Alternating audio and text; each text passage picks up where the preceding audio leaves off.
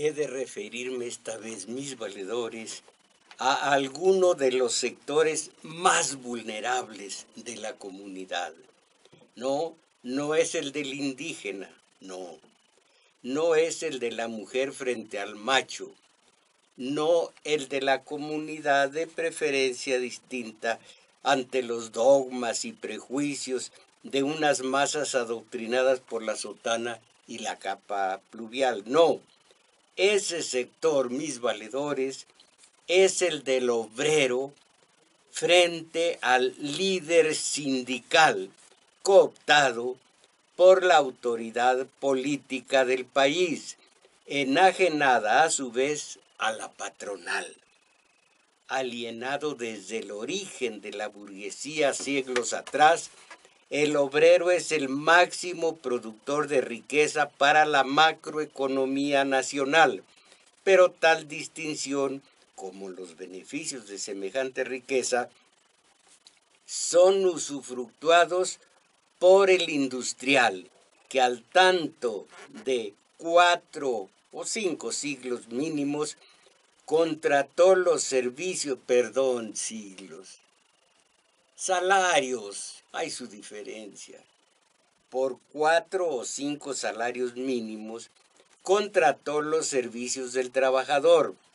La clave de esa producción de riqueza se denomina plusvalor, plusproducto, plusvalía, que detentado no por quien lo produjo o no por quien la produjo, el obrero, sino por el industrial que lo contrató, representa el robo legalizado mayor de la historia, legalizado, que no legitimado.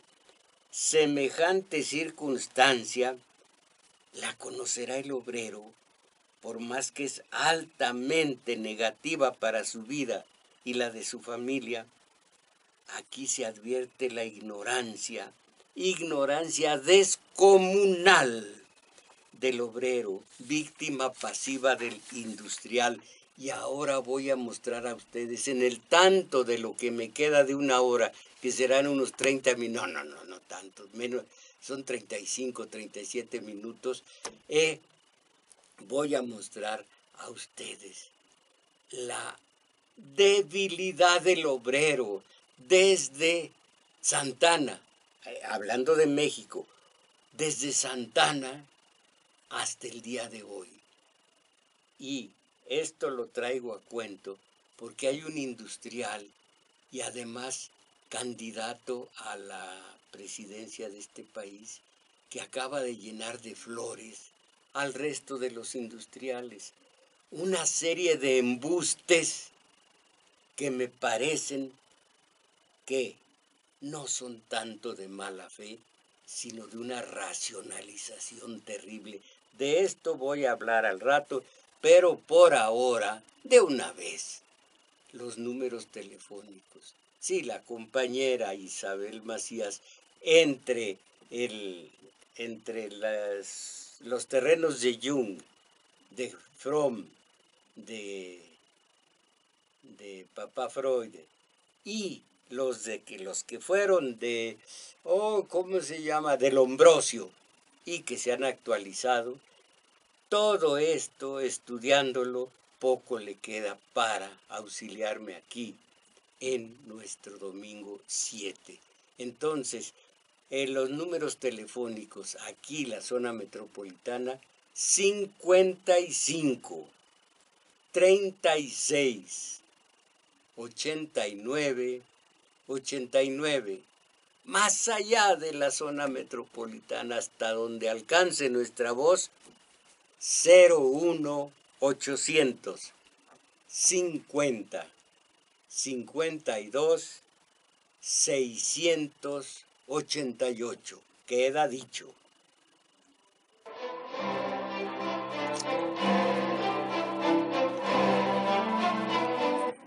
Mahler, sí, para quien pregunte de quién se trata esta música, es la novena. Bueno, entonces, miren, en un ensayo, en un pequeño movimiento hermosísimo, En el siglo XVII, 1600, el sector obrero fue libre.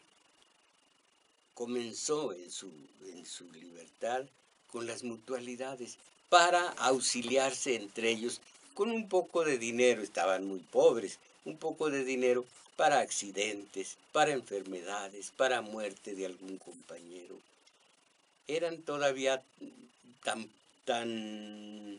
sin presencia, sin peso específico frente a su enemigo histórico, que es el industrial, que este industrial pues no se metió con ellos mientras se organizaban.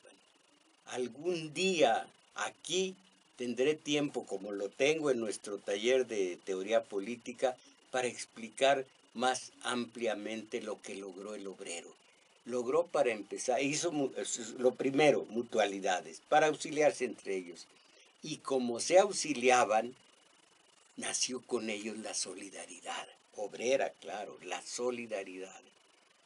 Como no se metían con ellos los enemigos de clase, los industriales, los que los empleaban, lograron la independencia de clase. Entre ellos llevaban a cabo sus asambleas con sus resolutivos y entonces tenían soberanía. Nadie, ningún factor externo, lo que se llama exógeno, influía. Entonces tenían soberanía. Esta soberanía, como no tenían factores externos, hacía que asumieran, este es el verbo central, el básico, el principal para todos nosotros, que en lugar de asumir, delegamos. Ahora en López Obrador, en MEADE, en todos los demás. Delegar, nos han hecho delegar. No, allí ellos hacían sus asambleas y asumían las responsabilidades. No estaban supeditados a nadie, asumían responsabilidades. Esto era, además de la soberanía, la democracia participativa, que se termina cuando se torna democracia representativa, sin siquiera ese trocito de democracia participativa, que es el referendo, que es el mandato revocatorio. Nada. Aquí estamos con unos diputados que nos representan, y yo estoy orgulloso de ser representado por Carmen Salinas. ¿Y por qué el PRI estará en una debacle monumental? Carmen Salinas, priista. Bueno, el obrero, siglo XVII, logró la democracia participativa. Y entonces, como estaban muy vigilantes de que no hubiera desvíos entre algunos colaboracionistas dentro de su gremio, dentro de su grupo, entonces lograron, para el que cometía un poquito de chuequeses con tratar de acercarse al poder de los empleadores, lograron la revocación de mandato. Estos se van, estos no tienen cabida aquí en nuestra mutualidad. Y con eso lograron también una ética política. Desgraciadamente, como comentaba yo ayer, creo que ayer, duró poco, como duró menos de 2 meses la Comuna de París, que fue una maravilla, un ejemplo para el ciudadano. La Comuna de París, 1871. Así esto. Que fue el proceso de autoorganización histórica de la clase obrera. Aquí hubo una línea de libertad para el obrero que comenzó con Plotino Rodacanati, un griego llegado a México cuando Comonfort publicó un decreto: extranjeros que vengan, que quieran establecerse en zonas áridas, perdón, no áridas, en zonas agrestes donde no haya población, allí pueden organizarse con quienes quieran. Se vino Rodacanati. Comonfort ya estaba metido en los problemas de la Carta Magna del 57, y entonces, perdón, 59, y entonces, ya me quedé, díganmelo por teléfono, 59, no, 57. Vaya que tengo lagunas mentales el día de hoy. Entonces, ya no tenía Comonfort ningún margen de maniobra. Rodacanati se puso a hacer escuelas para los obreros. Y él tuvo discípulos muy aventajados como Santiago Salacosta, y uno más que fue, déjenme ver, aquí tengo un Santiago Villanueva y Francisco Salacosta. Ellos con el obrero empezaron a hacer una labor totalmente al margen de la patronal, en libertad. Pero entonces, grábense este nombre, un nombre de un colaboracionista, de un entreguista, de un cooptado que se llamó Epifanio Romero, el bisabuelito de Fidel Velázquez, porque después de Fidel Velázquez ya no ha habido nadie. Entonces, ese Epifanio Romero, con una facilidad que entregó a los obreros, a la patronal y al gobierno. Desde antes, desde Santana, Santana creó varios sindicatos, entre comillas, y después de Santana, Juárez, y de Juárez, Lerdo de Tejada, y de Lerdo de Tejada, Porfirio Díaz, y en 1912 nació una maravilla, una hermosura de organización que se llamó la Casa del Obrero Mundial. La estableció un colombiano, para que vean que eran nomás jovencitos gritones de reggaetones y de, ¿cómo se llama lo otro? Rock pop, tarugadas de esas, cancioncitas que a la de a fuerza tengo que escuchar cuando voy a hacer cardio, con aquello de que tú te ríes a carcajadas, tú te vas a la fregada, pero tienes muy pequeño. Bueno, una suciedad de letras y de sonsonetes que son el alimento espiritual de la mediocridad.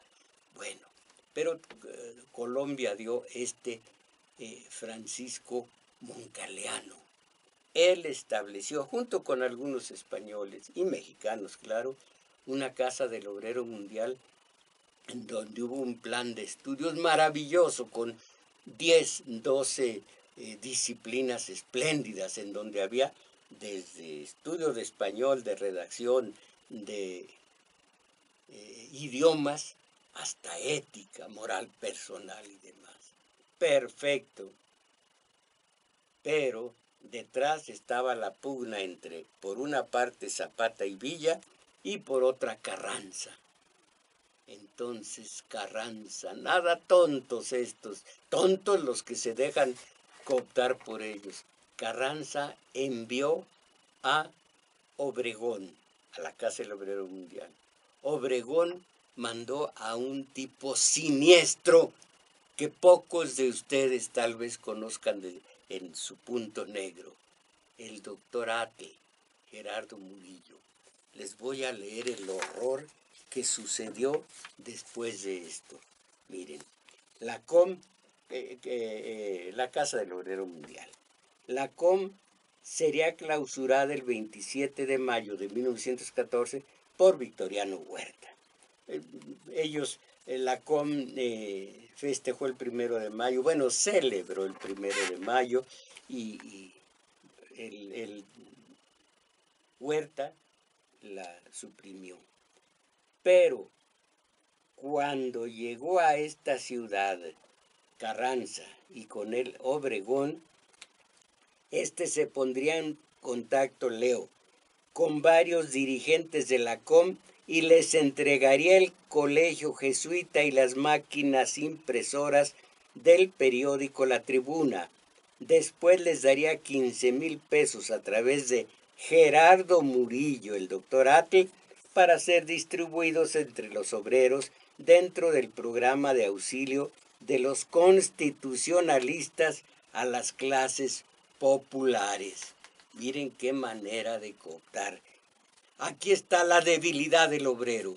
Miren, para no estar leyendo, digo a sus buenas mercedes, mejor se lo cuento a ustedes. Gerardo Murillo comenzó una labor de zapa entre una Casa del Obrero Mundial que era no apolítica, no, pero sí apartidista. Ni estamos con los constitucionalistas, ni estamos con las fuerzas de Villa y Zapata. Nosotros trabajamos y hasta ahí. Pero entonces esto sí es como para que les lea esto.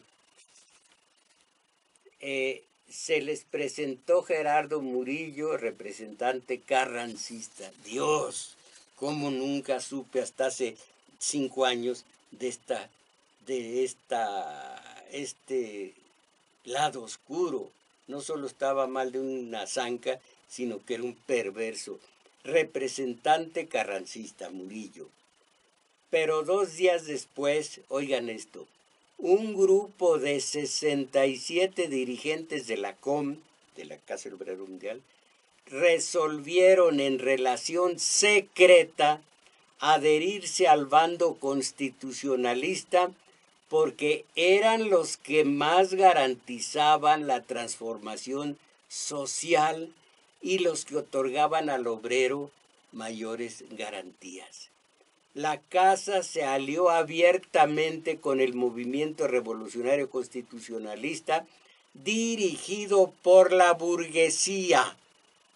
Y digo a ustedes que formaron brigadas rojas porque les hicieron creer que que el constitucionalista estaba con el pobre, con el obrero, con el campesino, y los burgueses representantes de los capitalistas de aquí, del exterior, eran las fuerzas de Zapata y Villa. Y se fueron contra esas fuerzas de Zapata y Villa y murieron y mataron a sus propios, a los individuos de su misma clase, a sus hermanos de clase. Mataron campesinos, mataron obreros, los obreros cooptados. Así es como les digo que son tan débiles. Aquí, ¿para qué hacer contar en el taller de teoría política la historia de la CROM desde Luis N. Morones hasta el día de hoy? Es conocida, es una abyección de principio a fin. ¿Cómo el obrero puede entregarse ahora a ese, ¿cómo se llama? Juárez, Francisco Hernández Juárez, que estaba en contra de lo que ahora predica? ¿Cómo sucede que Obregón estuvo contra la reelección y trató de reelegirse? ¿Cómo Porfirio Díaz dijo la célebre frase, sufragio efectivo, no reelección. Es de Porfirio Díaz, no de ese al que ustedes le achacan. La historia oficial es una mentira.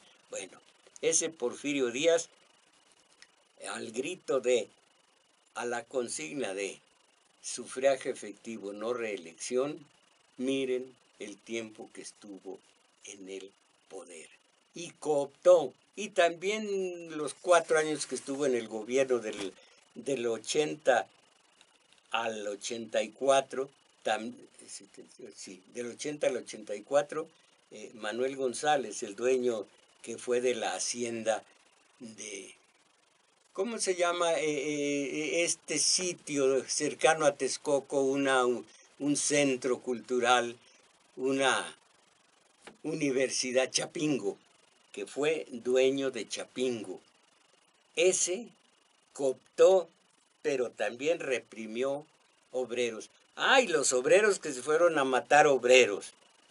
Al regresar, cuando ya no los necesitaron, Carranza les prohibió la huelga, y a quien intentara la huelga, pena de muerte. Muchos de los que no murieron estuvieron presos en las tinajas de San Juan de Ulúa. ¿Cuándo se conoce la historia? ¡Cuánta debilidad del obrero! Hoy mismo, el obrero supeditado al líder, supeditado al gobierno, supeditado al capital imperialismo. Díganme si no ocurre que no tanto los indígenas, las mujeres supeditadas al macho, los extranjeros, los compañeros de preferencia sexual distinta, no son los más débiles. Los débiles, por ignorancia, son los obreros. Y ahora voy a seguir explicando a sus buenas mercedes cómo uno de estos candidatos empresarios, bueno, un empresario candidato a la presidencia del país, los llenó de flores, de halagos, de alabanzas absolutamente embusteras.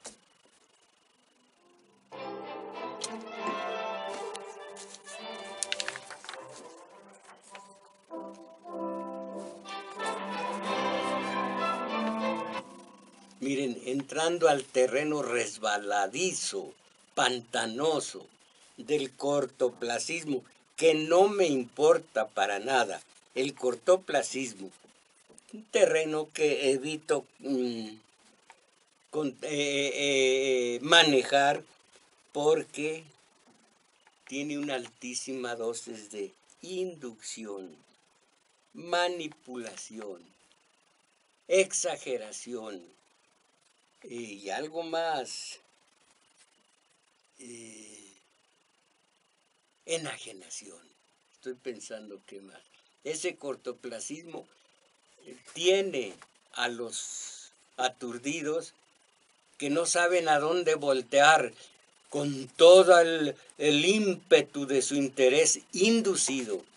Si a los candidatos y sus debates, o si a Rusia que vamos a ganar la Copa Mundial. En las redes hay un individuo que se ve por su literatura que no juega fútbol, sino que lo ve al América. Vamos a ganar, vamos a remontar, somos mucho, vamos. Tú, compadrito, tú. Aquí leí una vez un mensaje extenso de este individuo en donde se posesiona de hazañas que realiza sentado a dos nalgas, ya sea frente al estadio o frente a la de plasma. Caramba, qué debilidad también de ellos. Bueno, entonces miren, para darnos cuenta de esta debilidad. No entro yo al corto plazo porque no creo ni en el sistema de poder ni en nada de los tres poderes. No creo en este Estado,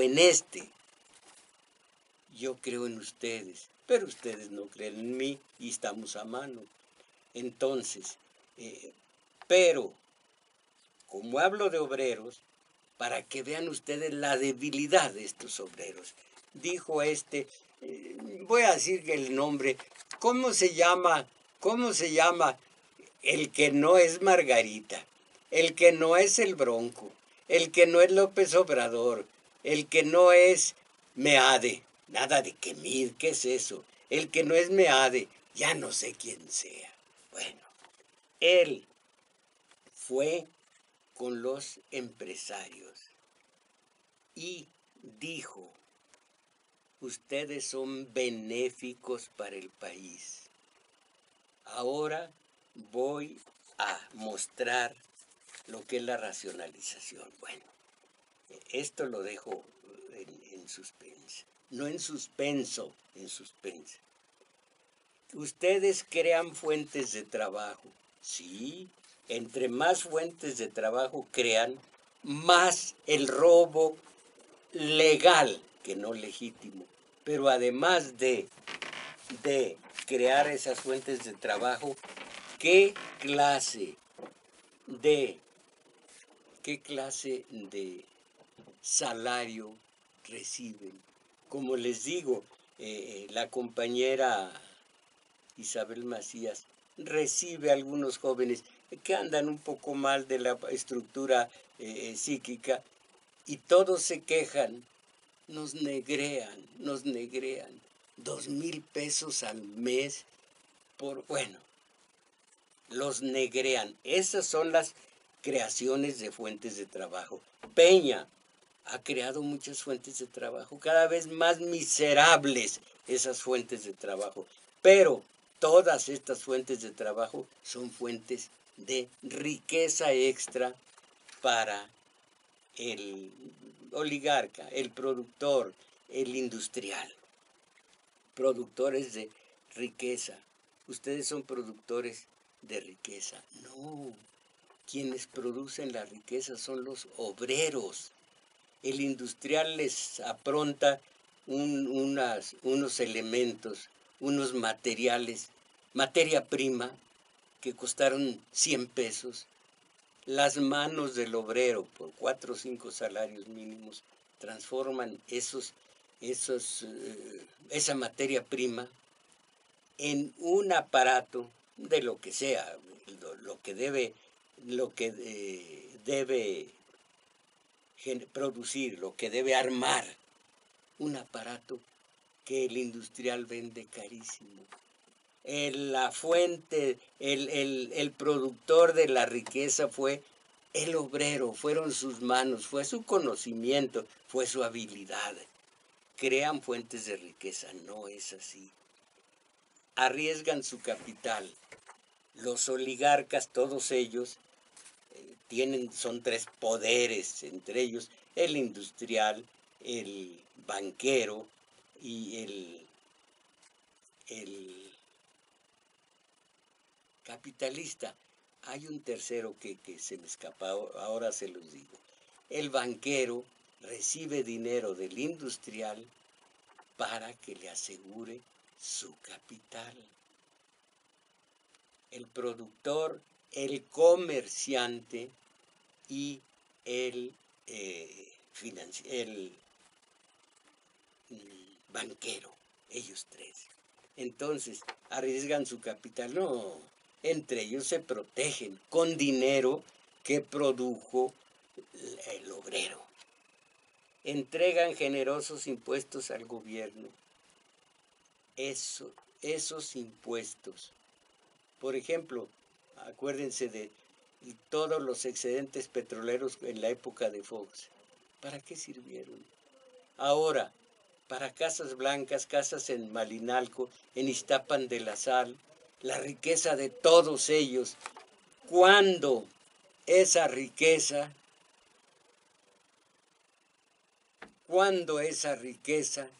llega al a la mesa del trabajador. Acuérdense, cuando ellos dicen economía, están creando una trampa verbal.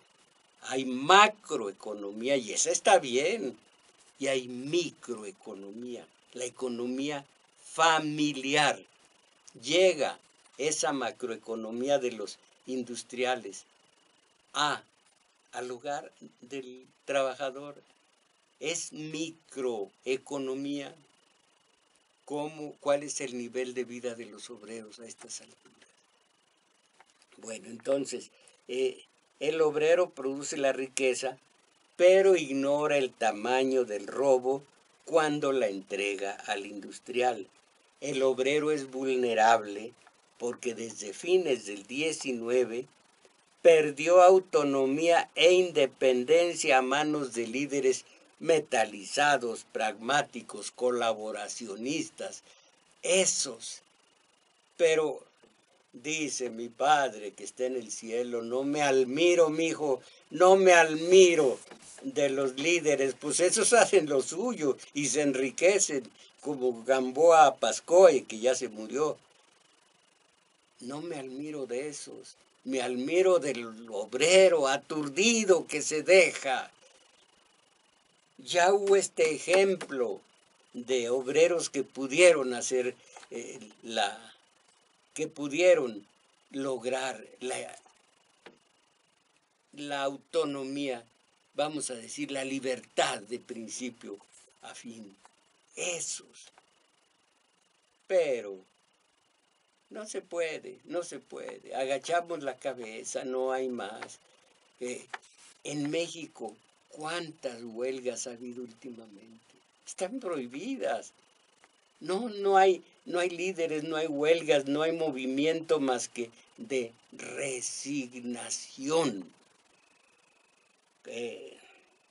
Bueno, entonces, vean, aquí hay una situación muy extraña. Ustedes son benefactores de la nación, porque crean fuentes de trabajo y todo lo que les fue a decir este candidato, que no me acuerdo, ¿cómo caramba se llama? Ricardo Anaya. Bueno, entonces miren, el liberalismo europeo desde su nacimiento no se consigna, pues es imposible, la historia no tiene fechas exactas, sino que es un proceso histórico. Pero aquí voy a leer unas líneas de lo que se decía en el siglo XVII, 1600. Miren,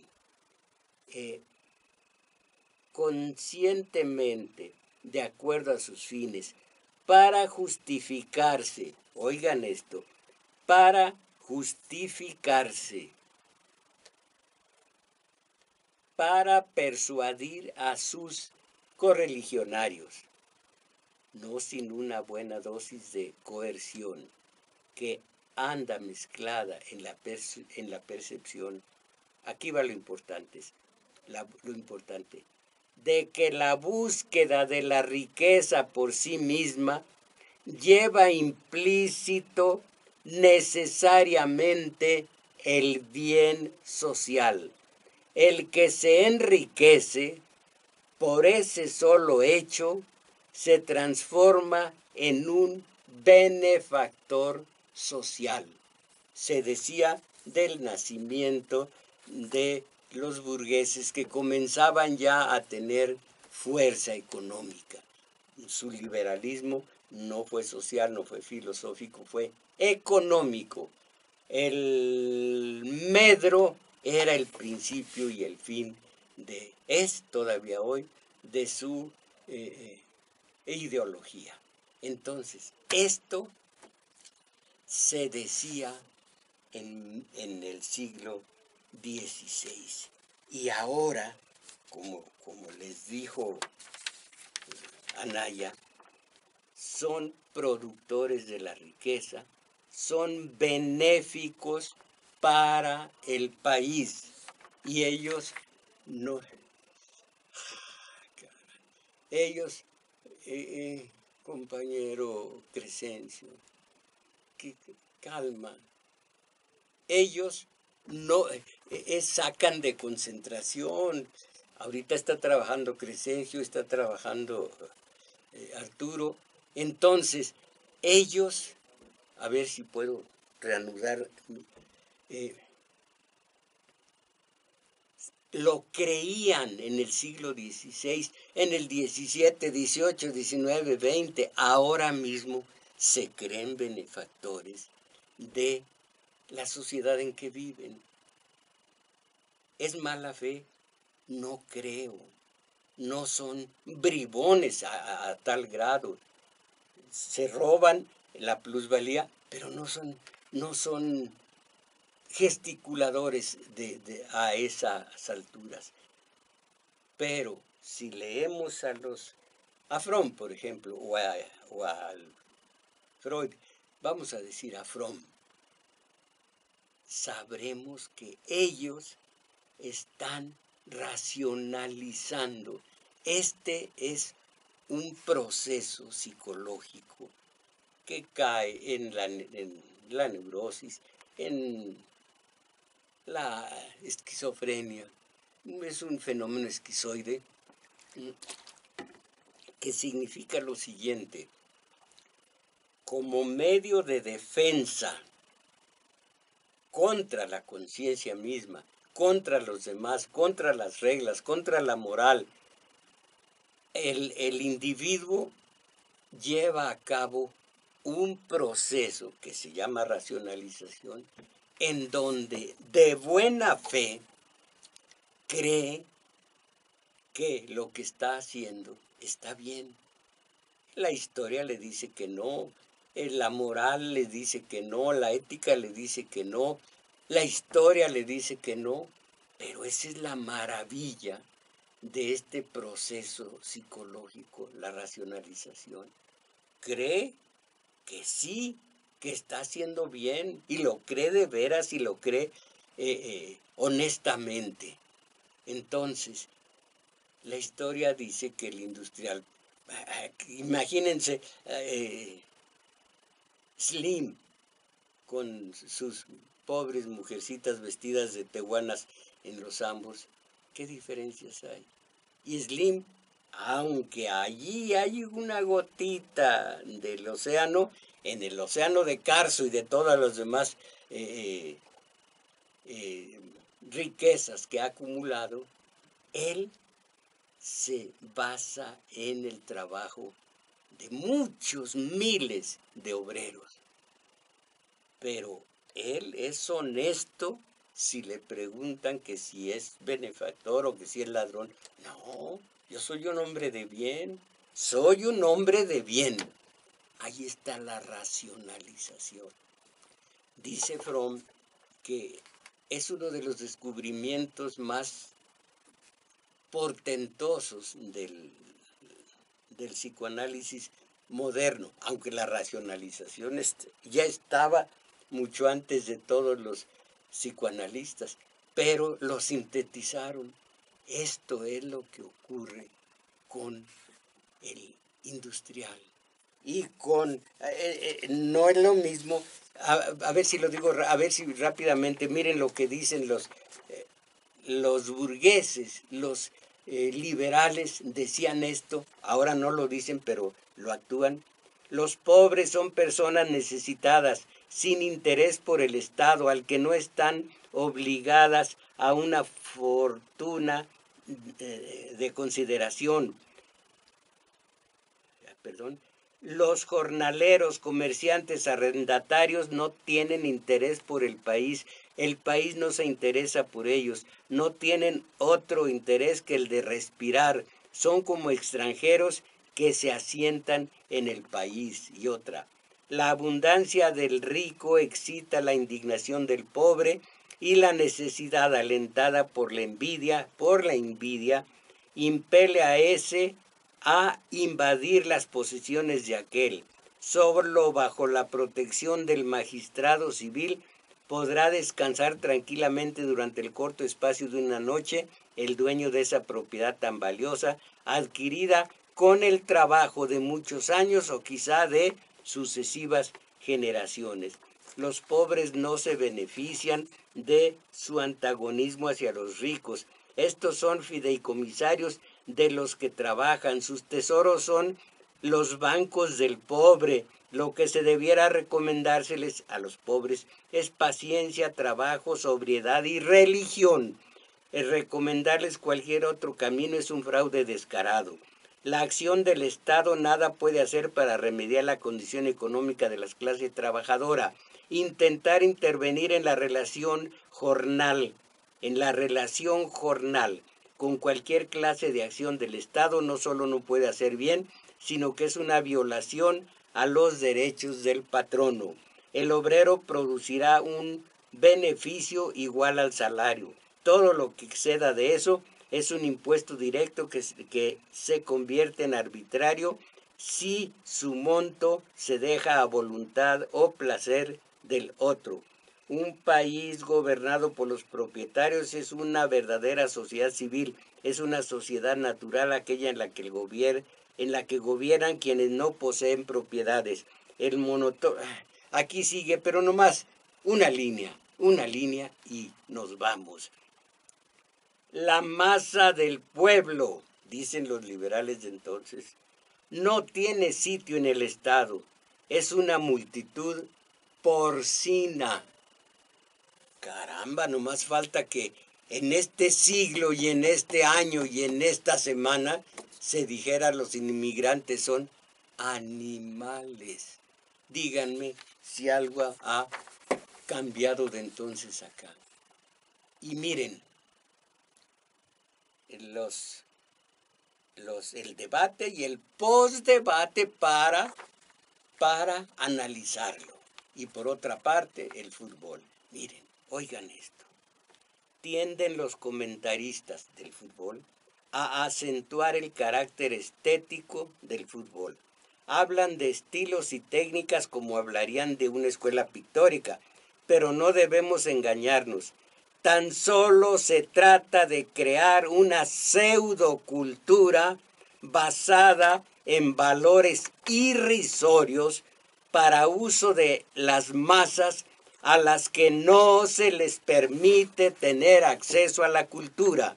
Simulan los cronistas un serio estudio de algo de lo que nada hay que comentar, aparte de algunas elementales reglas de juego. Digo, yo creo que son 17 sin estar seguro. Eso mismo que está sucediendo a gritos y sombrerazos entre los comentaristas del fútbol, está sucediendo entre los analistas del debate y del postdebate, solamente que aquellos gritan, son estridentes, y estos, al estilo del Colegio de México, que respeto, pero al estilo son prosopopéyicos y dicen, bueno, es que promete esto.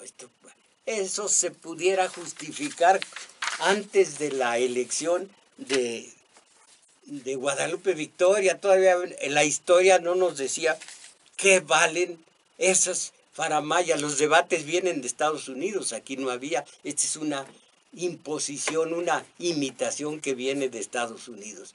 Bueno, pero hay que analizar. ¿Qué carambas se analiza?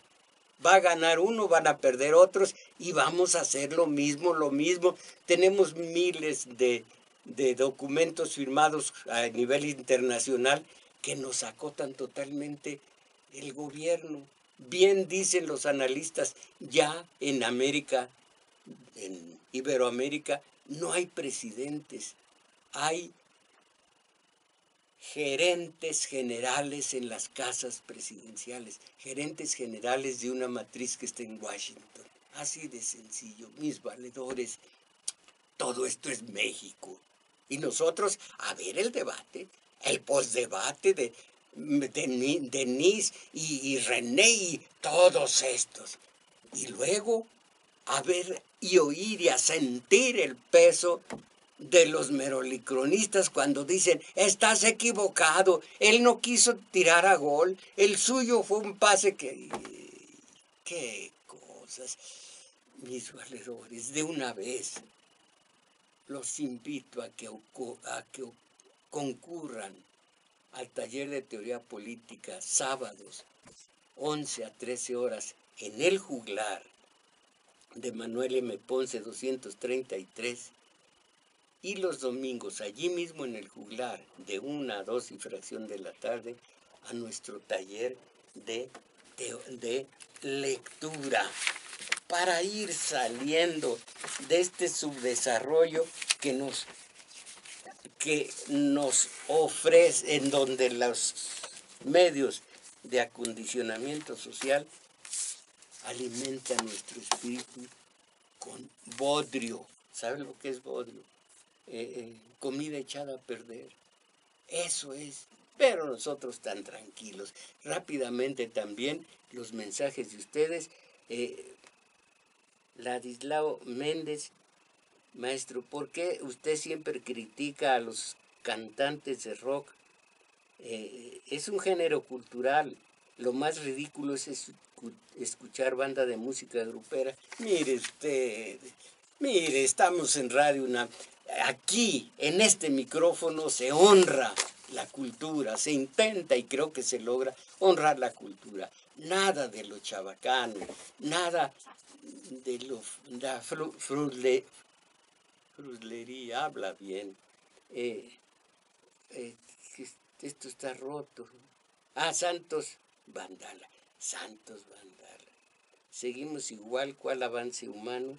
Tenemos celular, plasmas, computadoras, pero no tenemos reflexión, amar, y no vivimos, sobrevivimos, y al rato lo que trae la perra brava, y trata a la perra brava en brama, y el debate y el pasecito, el pasecito a la red.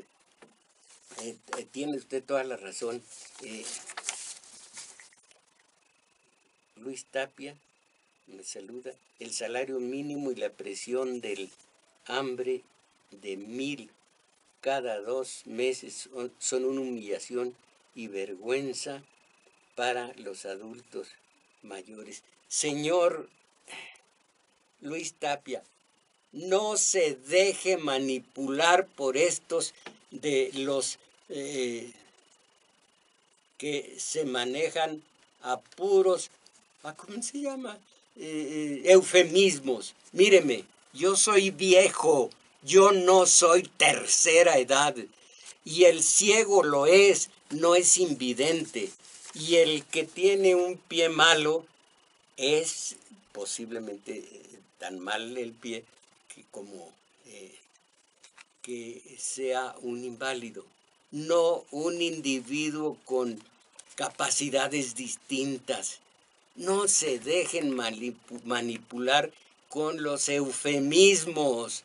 El viejo es viejo, ¿cuál tercera edad? Estoy buscando los más cortitos de los de ustedes. Roberto Huitrón, de Los Reyes, Michoacán. Julio Chávez López, qué bien.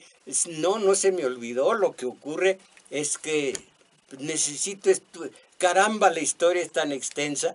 Este hombre fue muerto por Díaz, perdón, por Juárez, deje ver. Julio Chávez López, se le olvidó decir, fue anarquista, estuvo a punto de tomar la Ciudad de México, pero fue traicionado y Juárez lo mandó fusilar en la escuela de Julio Chávez, que después así se llamó. Juárez renegaba de ser indígena. La Comuna de París fue del 18 de marzo al 28 de mayo. Ve usted, cortísima. Julio Chávez López, otros dicen Julio López Chávez, por supuesto. Antes de leerlo le dije, lo mató Juárez. Francisco Cos, concrete porque fue traicionada la Casa del Obrero para que los jóvenes no cometan nuestros errores porque ya nosotros los viejillos ya vamos de salida.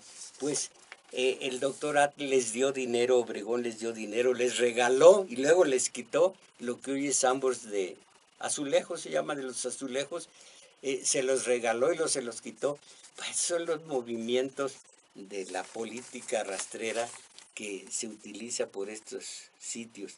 Jorge Orán Guzmán, maestro Mujarro, ¿qué opina de las cooperativas como el caso de Refrescos Pascual? Esa es una excepción espléndida. Costó sangre, una vida, pero ahí está. Ahora Boeing y del caso de Cementos Cruz Azul, también cooperativa. Los trabajadores mexicanos en general serán capaces algún día de formar cooperativas, como comenzaron siendo mutualidades y de allí en adelante. Estos son muy extensos. A ver qué dice en Chalco Eulalio Aguilar. Allí en Chalco fue donde Julio César Chávez y donde Rodacanati hicieron su labor.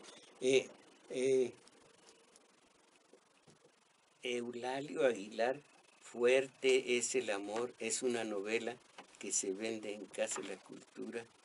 Novela, pero ¿a qué viene?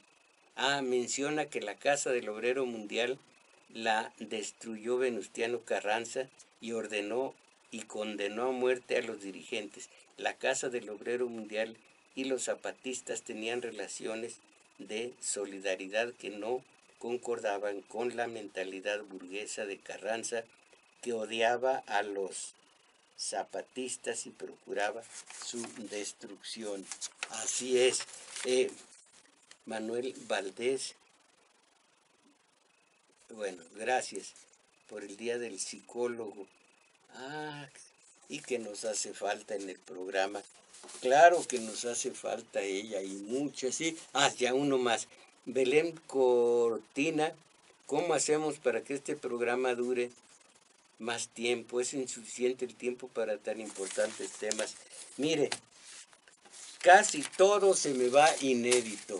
Ya me dijeron que me calle por estos días y ustedes asimilen tanta propaganda